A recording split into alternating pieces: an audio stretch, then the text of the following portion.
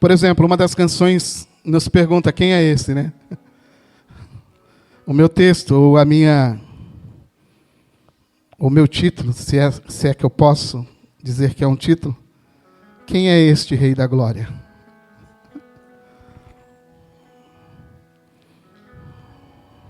Vamos ler rapidamente o texto. A minha versão é NVT, talvez esteja um pouquinho diferente da sua, mas não muda nada no sentido que o texto foi colocado. A minha só está um pouquinho mais atualizada. Eu quero ler com você Salmo 24. Diz assim: a terra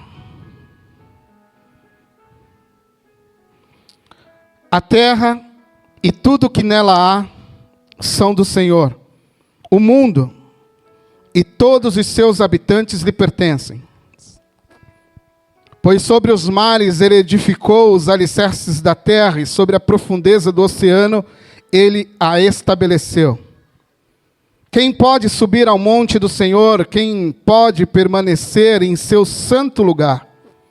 Somente os que têm mãos limpas, puras, e coração puro, que não se entregam aos ídolos e não juram de uma forma falsa.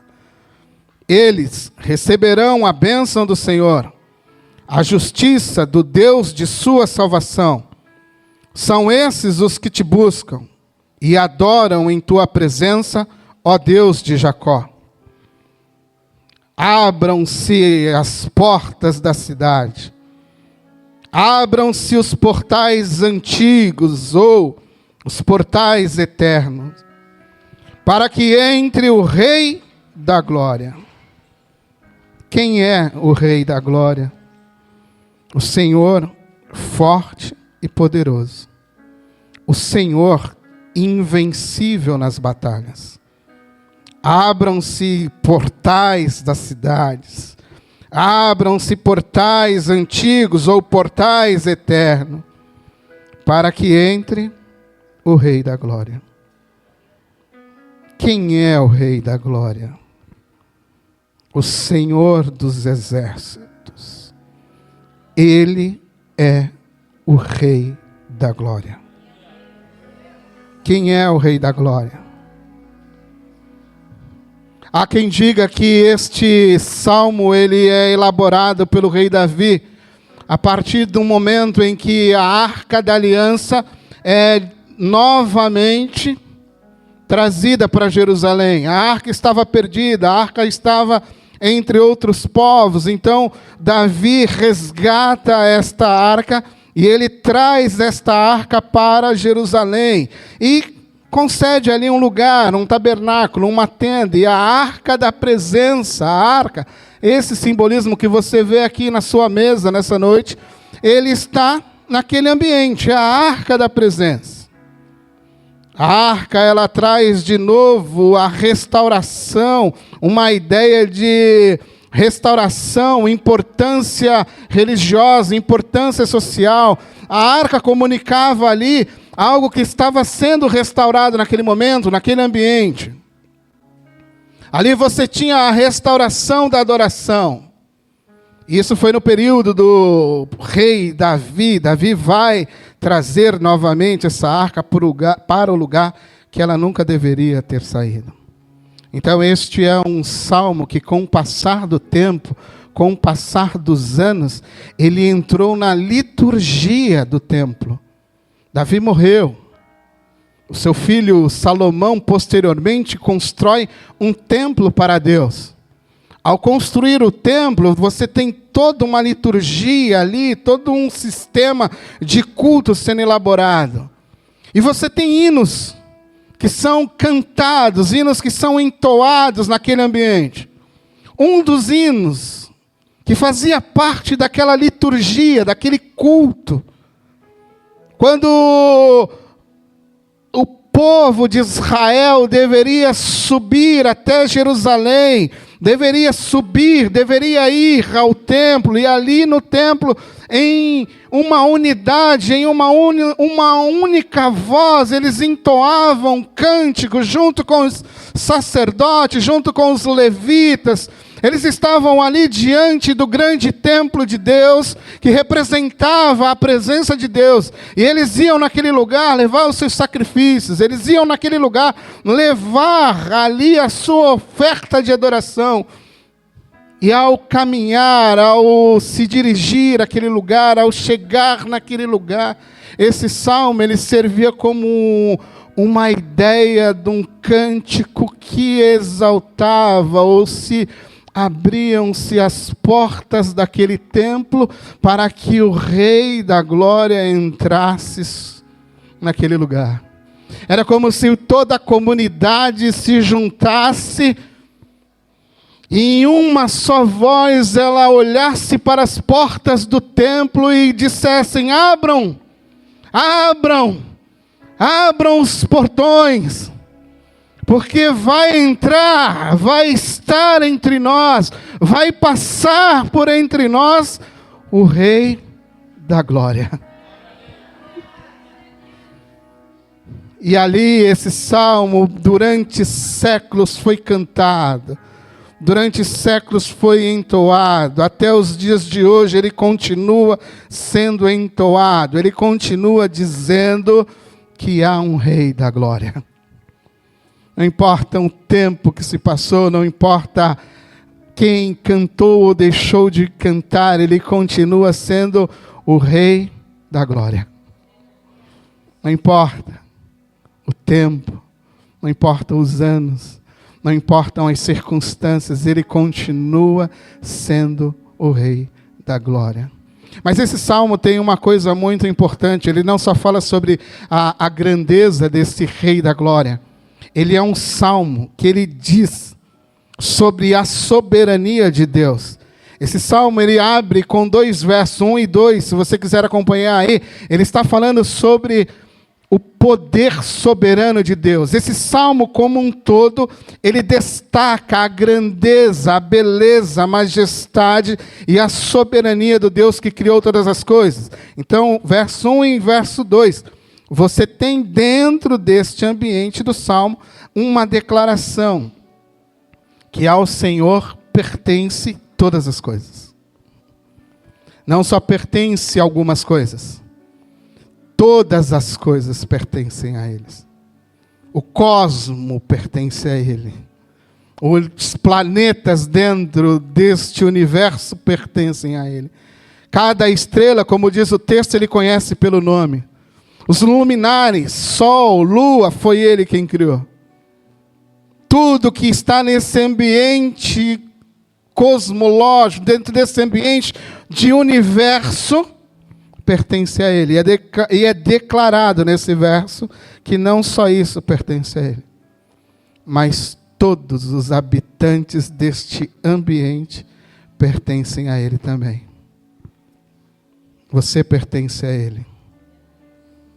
Verso 3, começa uma outra declaração que afirma, o salmista começa a perguntar: quem pode subir ao monte? Quem pode subir ao monte do Senhor? Quem pode estar neste lugar tão santo? Quem pode estar lá? Quem pode entrar no ambiente santíssimo onde Deus está? É a pergunta que o salmista faz.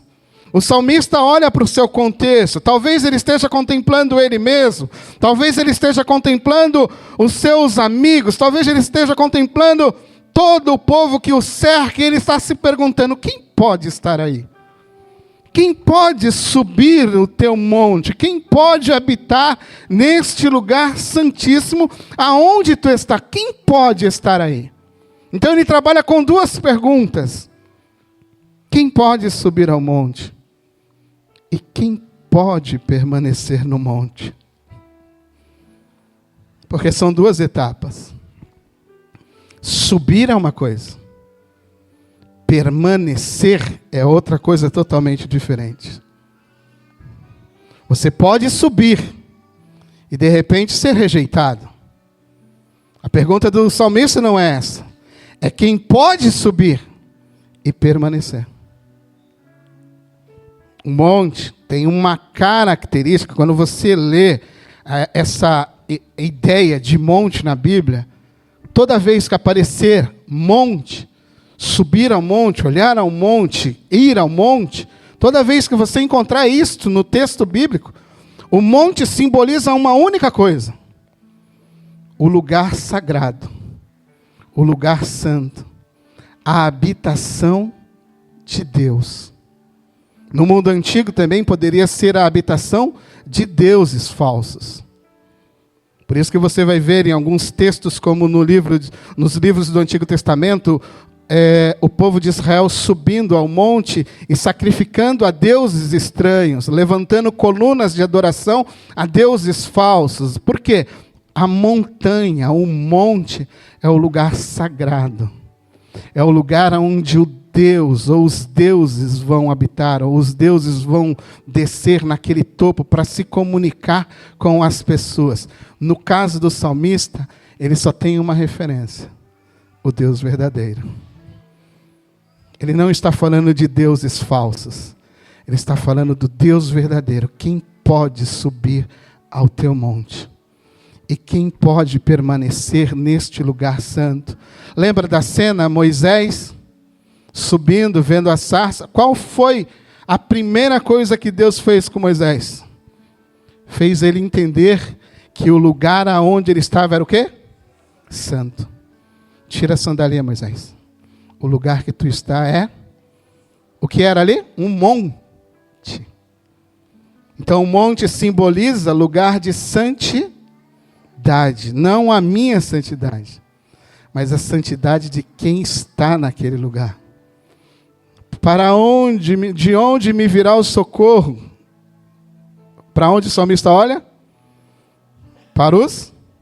Porque de lá, socorro.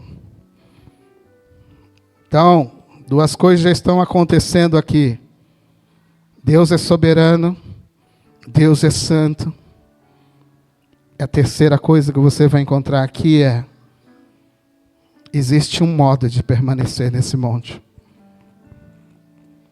Esse monte diz que você deve permanecer com mãos puras, coração limpo. O que mais? Está lendo? Não se entregando a falsos ídolos e também não falando de forma mentirosa. Então, para permanecer nesse lugar santo, você tem condições. Eu tenho condições, eles tiveram condições, todos nós temos condições. Não poderemos nunca permanecer naquele lugar santíssimo de qualquer forma, de qualquer maneira. Mas quando você está de uma forma limpa, com a mão pura, não entregue a ídolos e falando a verdade, o verso 5 diz: estes receberão de Deus justiça e salvação. São esses os que te buscam e permanecem adorando na tua presença. Verso 6. Ó Deus de Jacó. Então esse salmo também fala sobre um compromisso, que para permanecer há uma condição. E por último, a parte final desse salmo é a grande pergunta do salmista: quem é o Rei da glória? Quem é este Senhor da glória? Quem é este grande Rei da glória? Então, a partir deste salmo, eu quero compartilhar com você 4 princípios. Primeiro princípio, verso 1 e verso 2. Contemple. Preste bem atenção no que eu vou te falar nessa noite. Contemple. Confie. E descanse na soberania de Deus. Contemple. Confie. E descanse na presença de Deus. Porque são duas coisas totalmente diferentes. Você pode dizer que confia, mas talvez você não descanse. E talvez tudo isso ocorra por falta da contemplação. O que o salmista fez no verso 1 e 2 foi contemplar a majestade. Foi contemplar a grandeza, foi contemplar quem era o seu Deus. Quando ele contemplou quem era o seu Deus, ele disse: a ti tudo pertence. Até eu pertenço a ti. Não só o cosmos, não só os luminares, não só as estrelas, não só este mundo que tu fundou, não só isso pertence a ti. Eu também pertenço a ti. O salmista se inclui no meio disso, porque ele diz: todos os habitantes a ti pertencem. Ele está se colocando no meio de tudo isso. Ele está contemplando o Deus que é soberano, que criou todas as coisas. E muitas vezes eu e você perdemos esta visão. Esta visão se apaga da nossa mente. Por causa, como já foi dito aqui nessa noite, por causa dos problemas da vida. Por causa das circunstâncias que a vida nos apresenta. Pasmem. A vida não vai te apresentar certezas. A vida vai te apresentar incertezas. Hoje tudo pode estar bom e perfeito e amanhã tudo pode mudar. Mas sem sombra de dúvida, Deus não muda.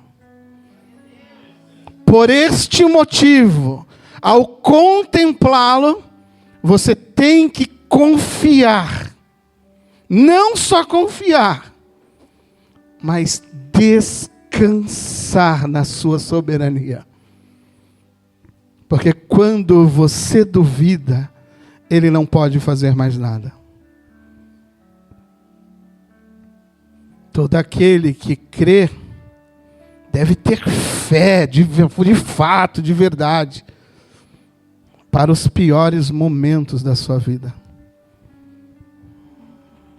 Eu não lembro, mas o Luiz falou algo assim. Que quando as coisas estão muito ruins, sabe, muito complicadas, fé é para essa hora. Fé não é para outro momento. Fé é para esses momentos difíceis. Fé é para esses momentos em que você só tem Ele. E que você tem que confiar nele. E você tem que descansar nele, porque Ele é soberano, como declarou o salmista nesse verso. Deus é soberano, é criador de todas as coisas. E talvez o que me falte nessa noite, talvez o que te falte nessa noite, é contemplar quem é soberano na tua história. Segunda coisa, contemple aquele que é santo e que habita em lugar santo. Quantos acreditam que Deus é santo? Deus habita em um lugar santo? Sim ou não? Qual é esse lugar?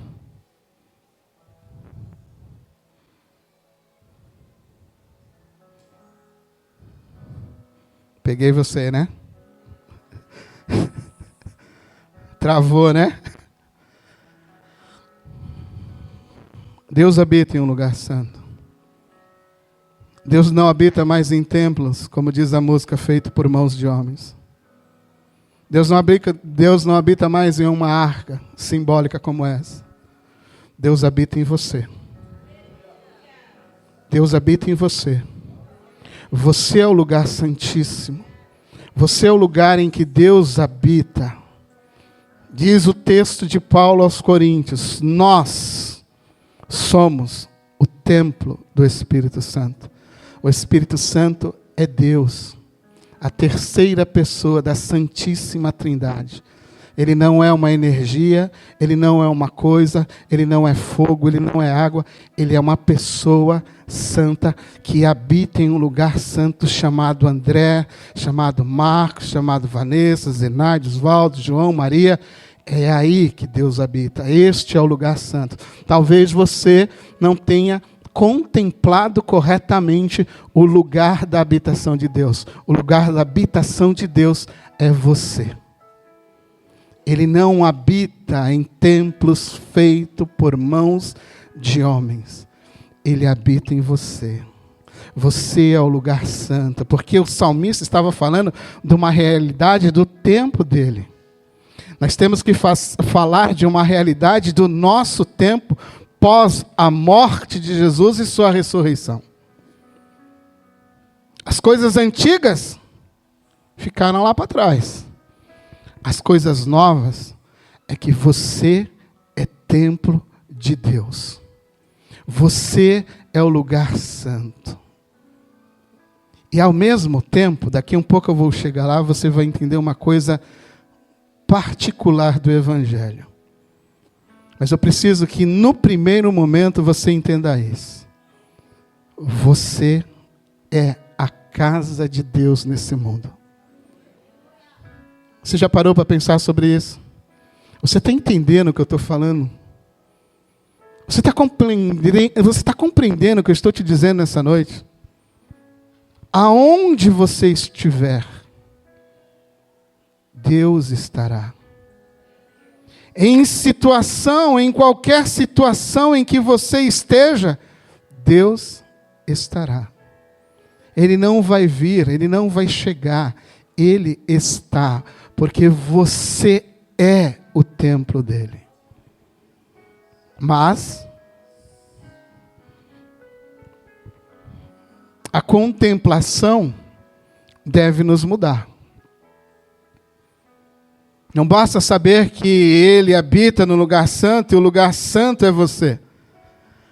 Basta entender, e é necessário eu e você compreendermos nessa noite, que neste lugar santo, o comportamento tem que ser santo também.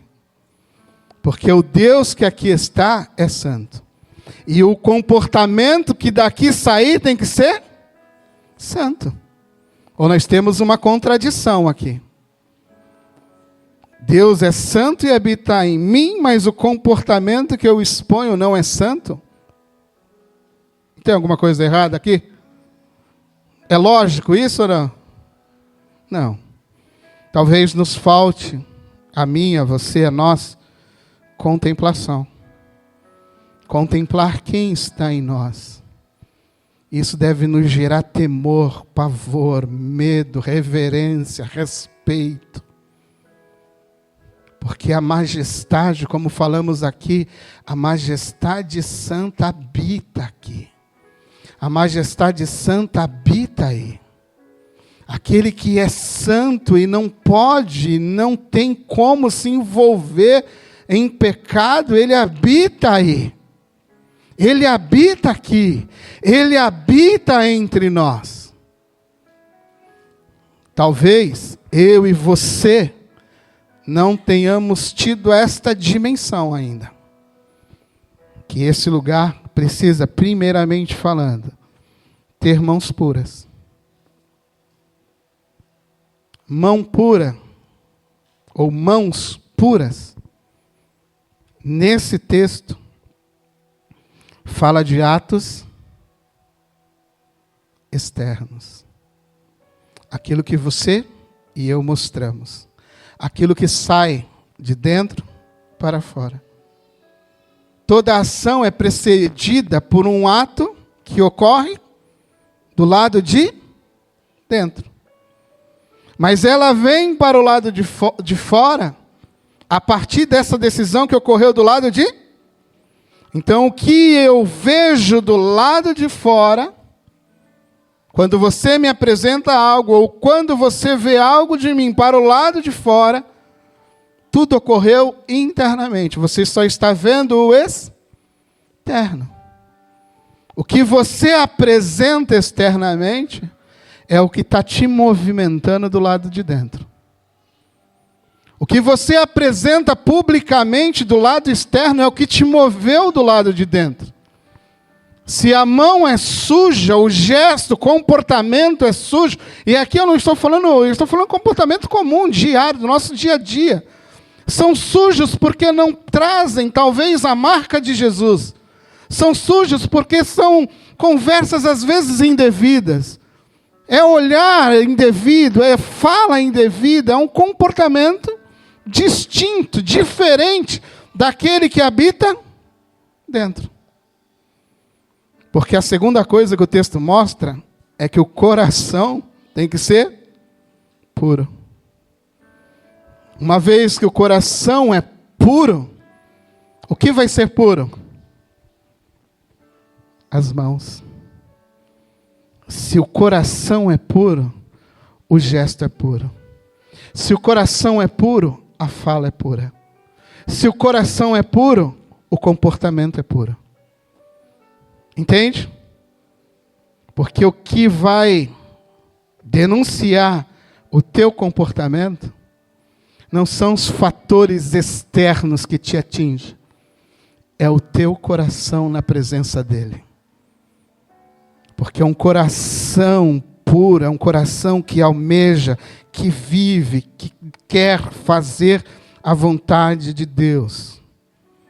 Ele ama os propósitos de Deus, ele ama fazer a vontade de Deus. Um coração puro aponta para a integridade de alguém que quer e deseja servir o seu Senhor de todo o seu coração. Qual é o maior mandamento? O que Jesus disse? Amarás o Senhor, teu Deus, e o teu próximo como a ti mesmo. Nisto se resume toda a lei.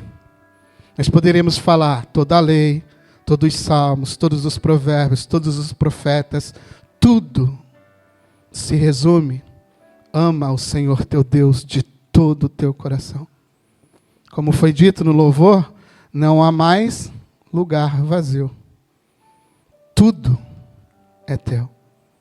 Tu preencheu tudo que era vazio.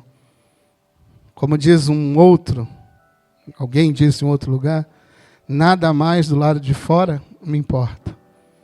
Porque tudo que tenho está aqui. Tu é tudo que eu tenho, tu é tudo que eu preciso, tu é tudo que eu almejo, tu é tudo que eu desejo. Um coração íntegro deseja Jesus.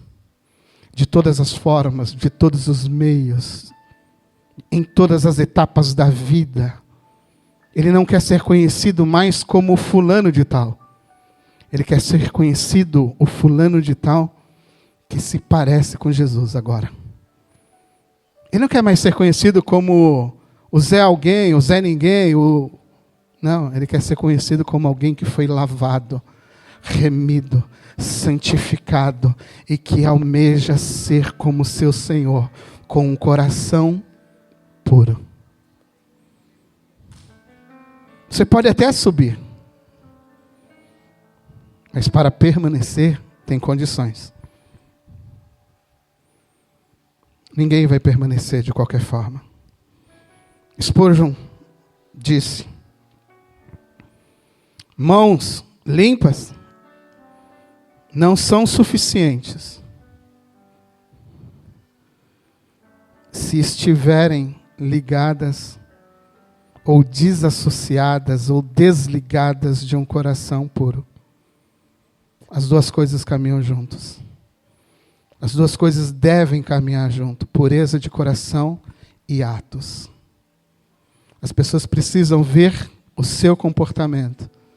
Mas antes de tudo, você deve ser puro de coração diante dele. A segunda coisa, a terceira coisa. Não se entrega aos falsos ídolos. Pergunta: quantos de vocês aqui se dobram diante de algum ídolo? Quantos aqui têm em casa um ídolo? E fazem lá algum tipo de adoração a eles? Por que vocês não fazem isso? Porque a ideia de ter um ídolo é uma abominação para você, certo? Correto? Tim Keller. Quantos conhecem o pastor Tim Keller, o falecido pastor Tim Keller? Já ouviram falar dele? Leiam Tim Keller. Mas Tim Keller escreveu no Novo Catecismo, Nova Cidade, algo muito importante. Ele trabalhou uma pergunta. Na pergunta 17, ele diz assim: o que é idolatria? Então, ele trabalha com essa pergunta. O que é idolatria, não é? Ele faz essa pergunta. Talvez você imagine idolatria como algo que é um deus, uma estátua que você coloca lá e dá umas abaixadinhas, acende umas velas. Talvez no seu conceito de idolatria esteja impregnado esse imaginário religioso. Mas a sacada de Tim Keller foi muito importante. Porque ele diz assim no seu texto: idolatria é confiar em qualquer coisa criada que não seja Deus. Idolatria é colocar toda a sua esperança naquilo que não é Deus. Isto é idolatria. Se você confia em qualquer outra coisa que não seja Deus, isso é idolatria. Se você confia mais no seu braço, se você confia mais na sua inteligência, no seu intelecto, se você confia mais nas suas finanças, nas suas propriedades, se você confia mais no seu desempenho, no emprego em que você está, se você confia demais nisto, isto é idolatria. Porque toda a tua esperança está num falso Deus. E eu não estou dizendo que você tenha que estudar, eu não estou dizendo que você não tenha que projetar, subir, galgar. O que eu estou dizendo é: se você colocou isso acima de Deus, dentro dos teus propósitos, você é um idólatra. Porque estes homens, como diz o salmista, confiam em falsos deuses. Colocam a sua esperança em deuses que nunca foram criador. Se você colocou a sua esperança em qualquer outra coisa que não foi Deus, isto é idolatria. Você pode dizer a Deus: Deus, eu não vou te substituir por nada, mas me ajuda a ser o melhor nessa empresa. Deus, eu não vou te colocar acima desses cargos, mas tu pode me projetar lá em cima. Estou estudando para isso, estou me empenhando para isso. Tu pode me colocar num lugar onde eu posso fazer diferença, mas este lugar nunca será algo que não seja você.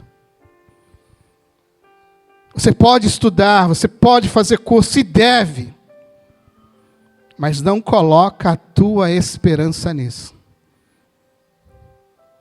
Porque isso é idolatria. Isto é pecado. Entenda isso nessa noite. E se você está nesse quadro, não tem como permanecer. Porque para permanecer, você não pode ter outro ídolo que não seja Ele. Você não pode ter outro Senhor que não seja Ele. Você não pode ter outra coisa, como foi dito no louvor nessa noite, que preencha o lugar que só pertence a Ele. Agostinho de Hipona, quando a Tati cantava aqui, eu lembrava de Agostinho de Hipona, que dizia: cansei de te procurar do lado de fora, Me perdi em tantas circunstâncias do lado de fora. E tu o tempo todo estava aqui. Bem perto de mim. Bem perto do meu coração. Não faça de Deus algo que Ele não é. Ou Ele é tudo, ou Ele não é nada. Ou Ele é Deus soberano, ou Ele não é Deus soberano. Você precisa entender isso nessa noite. E não tem como permanecer se nessa noite você não contemplar que Ele é Senhor e soberano sobre toda a circunstância da sua vida, sobre todos os momentos da sua vida, até nesse momento agora, em que você se encontra, talvez sem esperança nessa noite, talvez chorando pelos cantos, talvez dizendo, da onde me virá o socorro? Nessa noite eu te digo, Ele continua sendo Senhor sobre a sua vida. Ele continua sendo Senhor sobre esta sua situação. Talvez você perdeu a visão, mas nessa noite, profeticamente, eu venho te dizer, restaura a tua contemplação. Contemple quem é Senhor nessa noite. Senhor não é a tua circunstância. Senhor é aquele que te criou e aquele a quem tu pertence. E não a circunstância em que você está. E não a circunstância em que você nesse exato momento se encontra. Falso juramento. Talvez eu resuma isso numa simples frase. Os verdadeiros, o que diz o texto? Os verdadeiros adorarão o Pai em espírito e em só os verdadeiros. Quem contempla e quem caminha com aquele que é criador, com aquele que é santo, com aquele que é soberano, não tem palavra de engano em seus lábios. Ele confessa aquilo que Deus é. Ele não duvida daquilo que Deus é. Ele não duvida daquilo que Deus pode fazer.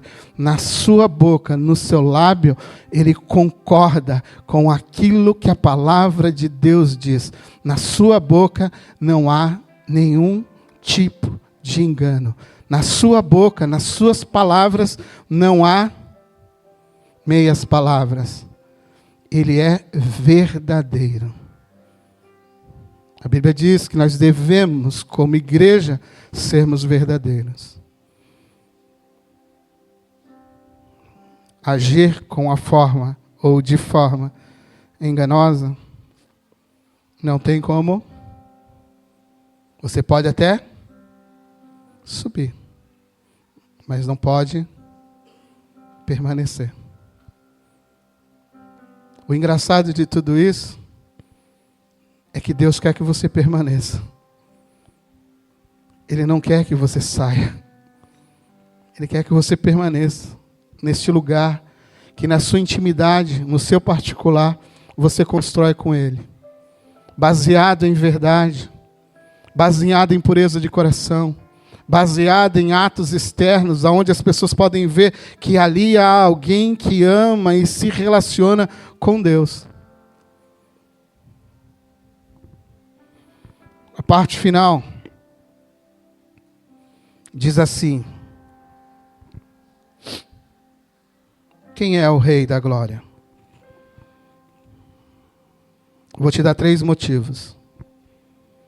O Rei da Glória, ele destruiu principados e potestades. Pegou? O Rei da Glória destruiu o poder do pecado.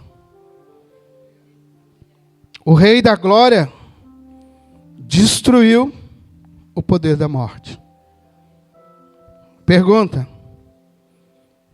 quem é o Rei da Glória?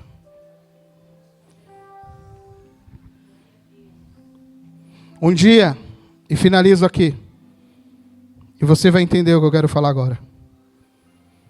Um dia, eu estava lendo o Evangelho de Marcos. E contemplando a morte de Jesus. E uma pergunta me surgiu. O que está acontecendo aqui? Quando eu comecei a contemplar Jesus zombado, Jesus sendo ridicularizado, e de repente Jesus morre. Entrega o seu espírito ao Pai, e você já sabe o que acontece ali, as coisas vão ocorrendo, e terremoto, e clima, tal, aquela coisa toda, e você olha aquilo, parece que está tudo perdido. Parece que está tudo acabado, parece que está tudo destruído. E de repente eu fui ao capítulo 9, vamos comigo ao capítulo 9, do texto aos Hebreus.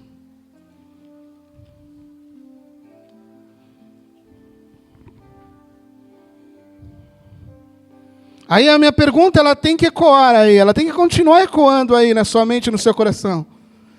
Quem é o Rei da Glória? Quem é o Rei da Glória? Quando você entra no capítulo 9 de Hebreus, aí você vai vendo algumas coisas extraordinárias que estão acontecendo. Aí eu falei para você assim, não é só subir, é permanecer. Porque você está ligado por dois mundos. Quando você olhava aquela cruz, você não estava imaginando o que estava acontecendo no céu. Quando você contempla a cruz de uma forma crua, você fala, cara, que negócio não encaixa. Eles estão contemplando um homem derrotado numa cruz. Os discípulos já perderam a esperança. Eles correram, eles foram embora. Jesus está sozinho naquela cruz. E ao olhar friamente a cruz, sem o relato dos apóstolos, sem a comunicação do texto, se você estivesse ali naquele exato momento, você estaria contemplando um homem derrotado, um homem que estava sendo esmagado pelo Império Romano, um homem que foi traído.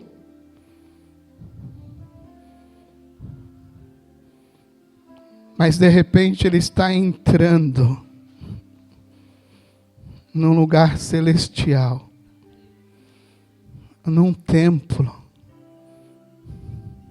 E talvez o que está ecoando é o final do Salmo 24. Porque o Filho de Deus agora chega. Hebreus 9 está dizendo isso. Enquanto os homens contemplavam um ser humano derrotado numa cruz, no reino celestial, estava entrando o Rei da Glória. Os portais eternos estavam sendo abertos naquele exato momento para a entrada do único Rei de toda a glória. E diz o texto, verso 16, verso 15. Por este motivo, Ele é o mediador de uma nova aliança, para que todos os que são chamados recebam a herança eterna que foi prometida. Porque Cristo morreu para libertá-los do castigo do pecado, que vocês haviam cometido no ambiente da antiga aliança. Agora veja o verso 24. Presta bem atenção no final de Salmo 24. O final do Salmo 24 diz que os portões estão abertos para que o rei entre no santuário. Não é isso que diz? Então imagine essa cena do rei que está entrando no santuário. Agora leia o verso 24 de Hebreus 9.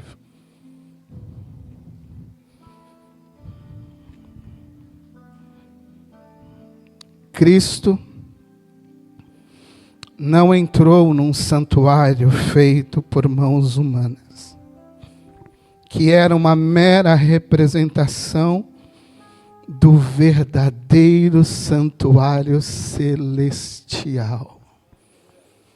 O Rei da Glória estava entrando por todos aqueles portões, invencível, como o Senhor que conquistou a morte, como o Senhor que derrotou o inferno, como o Senhor que derrotou toda a maldição. Agora ele entra neste lugar totalmente santo, totalmente puro, totalmente vivo, como o único e suficiente sacerdote, o sumo sacerdote que precisamos para que de uma única vez, em um único momento, enquanto nós olhávamos para um derrotado em uma cruz, no céu estava entrando o Senhor da glória, no céu estava entrando aquele que venceu a morte, no céu estava entrando o Filho de Deus, o conquistador,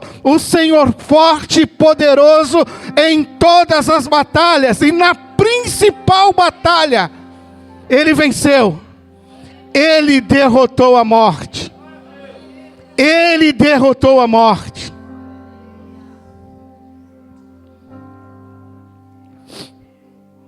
Mas agora, no final dos tempos, verso 26, numa única vez, ele removeu todos os pecados por meio do seu sacrifício.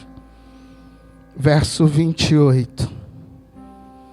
Ele não voltará a tratar dos nossos pecados.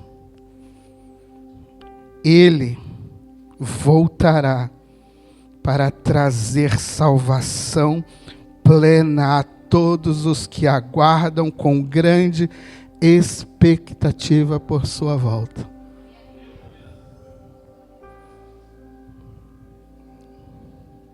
Miqueias, quando leu o texto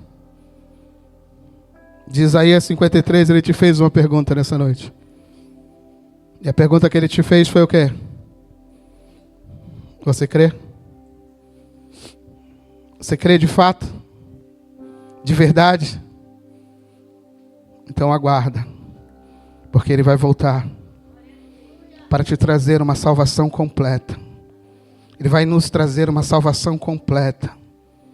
As leves e momentâneas tribulações que estamos passando, que você está passando, que eu estou passando, que nós estamos passando, elas não são comparáveis àquilo que Deus irá fazer conosco por toda a eternidade. O choro vai cessar, as dores vão cessar, porque está prometido para mim e para você um novo céu, uma nova terra e uma nova vida. E é isto que essa mesa simboliza nessa noite. Nós vamos relembrar isso nessa noite. Nós iremos celebrar isso nessa noite. Porque nessa noite só há um rei de toda a glória. E nós estamos ligados a ele em dois ambientes. Você está no ambiente celestial e está no ambiente terreno. Você transita entre dois mundos. E não tem como você escapar disso. Por esse motivo, as suas mãos devem estar puras. O seu coração deve estar limpo. Para que você permaneça neste lugar santíssimo. Quando os homens olhavam, os homens viam só um derrotado. Mas o céu contemplava o Rei de toda a glória, entrando por aqueles portões, se dirigindo a um alto e sublime trono, e recebendo de novo aquilo que ele orou em João 17. Restaura a glória que eu tinha. Eu estou voltando. Restaura. Mostra para eles quem de fato eu sou. Eu sou o Rei da glória. Eu sou o Rei da glória. Você não está diante de qualquer pessoa. Você não está diante de qualquer Deus falso. Você está diante do Rei da glória. Os seus dias de vida estão diante de um Rei de glória. A sua vida está diante do Rei de toda a glória. Nós estamos num ambiente celestial, contemplando o Rei da glória. Entende?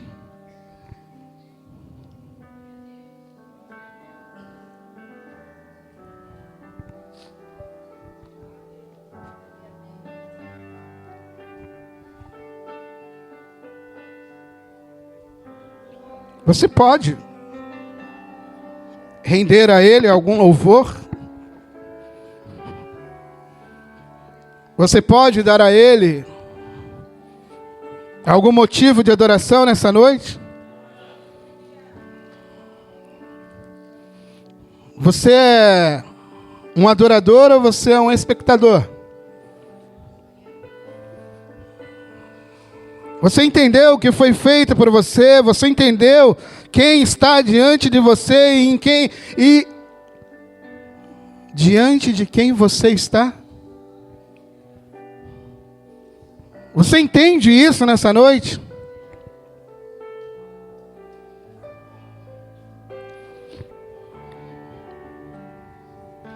Você pode dizer a Ele nessa noite?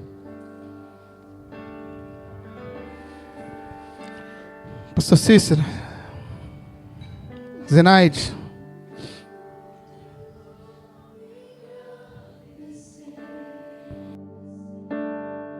os demais obreiros que puderem e quiserem podem compor a mesa também, por favor.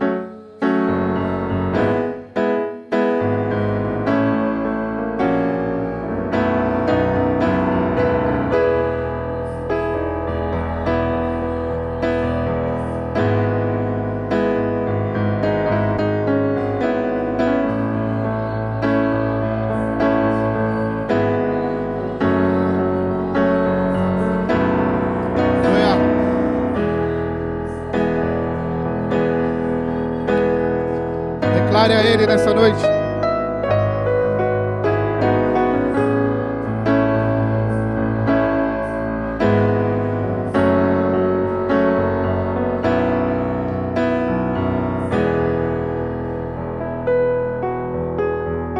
Primeira Coríntios capítulo 11,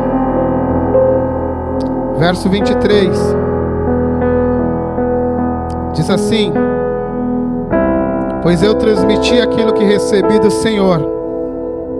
Na noite em que o Senhor foi traído, ele tomou o pão, agradeceu a Deus, partiu e disse: este é o meu corpo que é entregue por vocês. Façam isto em memória de mim. Da mesma forma, depois da ceia, tomou o cálice e disse: este é o cálice da nova aliança, confirmada com meu sangue. Façam isto em memória de mim, sempre que o beberem. Porque cada vez que você beber ou comer deste pão, ou beber deste cálice, você está anunciando a morte do Senhor até que Ele venha. Nós iremos consagrar os elementos simbólicos que representam a morte e o corpo de Jesus, o sangue de uma nova aliança firmada no Calvário por nós. Nós pedimos, se você ainda não foi batizado, se você ainda não tem compreensão desse ato, nós pedimos só por uma questão de entendimento, que você não o celebre, ok? Depois você pode vir conversar comigo e a gente estende essa conversa. Mas se você ainda não foi batizado, a gente pede para você, nessa noite, não participar do elemento do pão. Faça isso de uma forma consciente, amém? Pai, aqui está o pão e aqui está o suco de uva que representa o teu sangue e o teu corpo, que foi entregue naquela cruz por nós. Aqui estão os teus filhos nessa noite, prontos a celebrar, a refletir, a proclamar a tua morte, até que tu venha, através desse simbolismo que vamos praticar nessa noite. Isto é um memorial. Nessa noite nós relembramos tudo aquilo que tu tem feito por nós, ó querido, ó excelentíssimo, magnífico Rei da Glória.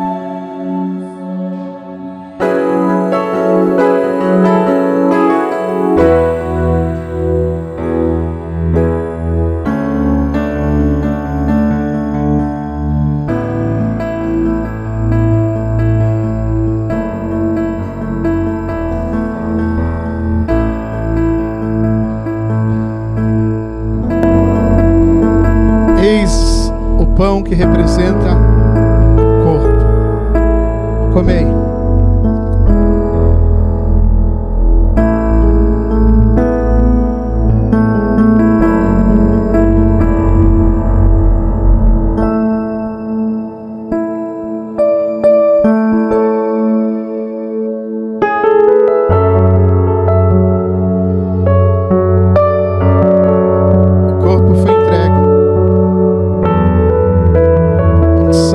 Derramado.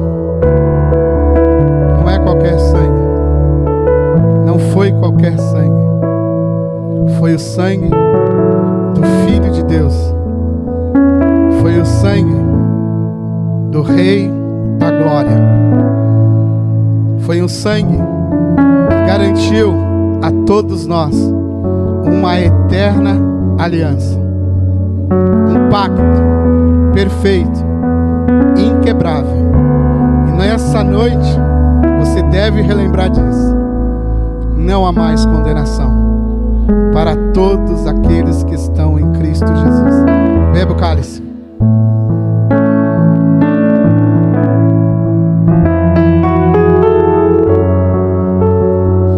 Você tem toda a liberdade para declarar a Ele um novo cântico nessa noite.